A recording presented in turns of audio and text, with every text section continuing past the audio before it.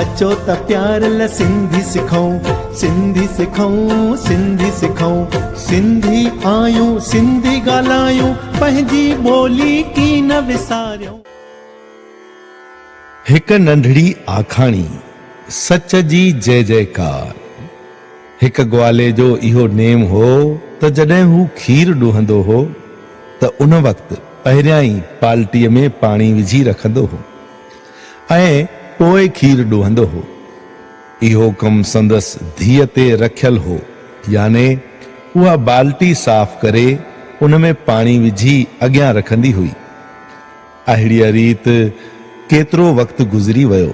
उहो ग्वाल पंहिंजी धीअ खे सत्संग में वञण खां पयो रोकींदो हो, छाकाणि त सत्संग में सच जी सिफ़त थींदी आहे।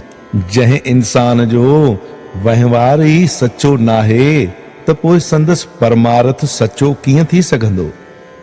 उहो ग्वाल बि स्वार्थ वस खीर में पाणी मिलाइण ते हिरियल हो, तंहिं करे सदाई इहो डपु रहंदो हो त मतां मुंहिंजी धीअ सत्संग में वञी सच ते हले त पोइ असांजो कारोबार कीअं हलंदो। इन करे हू खेसि ओॾां वञण खां पयो झलींदो हो। हिकु ॾींहुं उन छोकिरीअ पंहिंजे मन में सोचियो त एतिरा माण्हू रोज सुबुह शाम सत्संग में वेंदा आहिनि त पोइ बाबो मूंखे ओॾां वञण खां छो झलींदो आहे। ज़रूर इन में बि को राज़ हूंदो। हिक भेरे उहो ग्वाल कंहिं कम सांगे शहर ॾांहुं वियो त संदसि धीअ मौक़ो ॾिसी साम्हूं थींदड़ सत्संग में हली वई। उन वक़्तु उते महात्मा सच जे विषय में सत्संग पए कयो त सच जी आख़िर जय थींदी आहे। तंहिं करे सत वस्तुअ में कॾहिं बि कूड़ जी मिलावट न करणु घुर्जे। बस पोइ त उहा छोकिरी समझी वई त बाबो मूंखे सत्संग में वञण खां छो झलींदो आहे। हिते त सच जे वापार जो उपदेश आहे, पर असां सुबुह शाम कूड़ जो वापार पया था कयूं। तंहिं करे हुन पंहिंजे मन में पको प्रण कयो त हाणे कॾहिं बि खीर में पाणी न मिलाइबो। ॿिए ॾींहं ते नितनेम मूजिब उन पीउ खे बाल्टी धोई साफ़ करे ॾिनी, पर उन में पाणी कोन विधाई। पिणसि बाल्टी ॾिसी ईअं समझो त शायदि उन खां अॼु पाणी विझण विसरी वियो हूंदो। तंहिं करे उन खेसि बाल्टी वापसि ॾिनी ऐं चयो, पुट बाल्टी चङीअ तरह साफ़ कोन्हे। छोकिरी ॻाल्हि समझी वई, पर हिन पंहिंजे मन में पको प्रण करे छॾियो हो त हूअ कॾहिं बि खीर में मिलावट कोन कंदी। तंहिं करे हुन बाल्टी वठी ॿीहर मले साफ़ करे वरी बि ख़ाली बाल्टी पंहिंजे पीउ खे ॾिनी। पिणसि खे गुस्सो त ॾाढो पिए आयो, पर माण्हुनि जे साम्हूं हू कुझु पुछी कोन सघियो। अहिड़ीअ तरह हुन 2-4 दफ़ा बाल्टी धीअ खे मोटाए ॾिनी, पर हुन बि हर वक़्तु खेसि ख़ाली पए ॾिनी। आख़िर हुन ग्वाले लाचार थी खीर ॾुही माण्हुनि खे ॾिनो।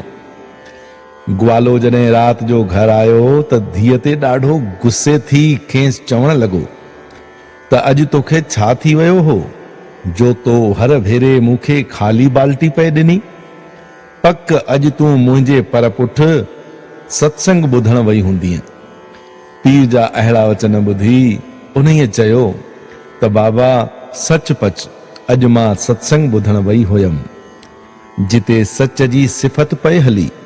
मूं उन वक़्त खां ई पंहिंजे मन में इहो पको प्रण करे छॾियो त वरी कॾहिं बि बाल्टीअ में पाणी न विझी ॾींदमि। धीउ जा अहिड़ा वचन ॿुधी उन ग्वाल खे ॾाढो गुस्सो आयो, पर पोइ हू चुपचाप सुम्ही पियो। कुदरत सां उन वक़्तु उतां जो राजा बि वेस मटे पंहिंजी प्रजा जी सुध समाव लहण निकितो हो ऐं जॾहिं उतां अची लंघियो त उन ग्वाले ऐं संदसि धीअ जो समूरो वार्तालाप ॿुधी चवण लॻो त शाबस आहे हिन छोकिरीअ खे जो हिकु ॾींहं जे सत्संग ई संदसि मन ते अहिड़ो गहरो असर करे छॾियो आहे। सुबुह थींदे ई राजा उन ग्वाले वटि आयो ऐं संदसि धीअ जे संग लाइ घुर कयाई। उन ग्वाले ख़ुशीअ सां राजा खे पंहिंजी धीअ परणाए ॾिनी।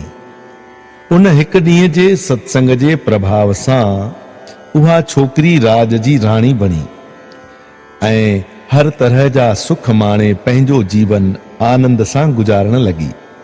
पोइ त हूअ सत्संग जो एतिरो प्रताप ॾिसी नित पाण सां गॾु राजा खे बि सत्संग में वठी वञी पंहिंजो ऐं पंहिंजे पतीअ जो मनुष्य जन्म सफलो करण लॻी। जय झूलेलाल।